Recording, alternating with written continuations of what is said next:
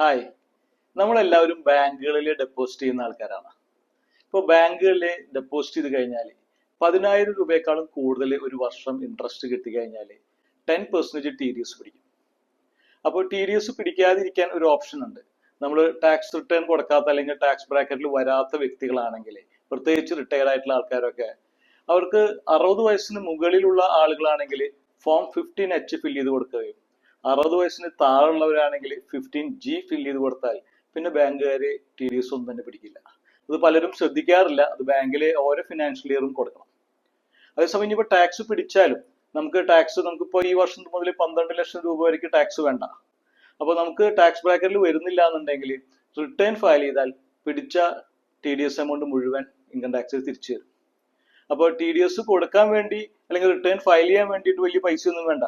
ഒരു 1000 രൂപ അത്രയ്ക്ക് ചെറിയ പൈസ ചെലവാക്കി കഴിഞ്ഞാൽ നിങ്ങൾക്ക് പിടിച്ചിട്ടുള്ള മുഴുവൻ TDS തിരിച്ചു കിട്ടും. അപ്പൊ ഇനി അത് ഫിനാൻഷ്യൽ ഇയർ എൻഡിങ്ങിൽ കഴിഞ്ഞ് ഇപ്പോൾ ഈ മാസങ്ങളിലൊക്കെ റിട്ടേൺ ഫയൽ ചെയ്യേണ്ട സമയമാണ്. അപ്പോൾ ഫയൽ ചെയ്യാൻ മറക്കണ്ട.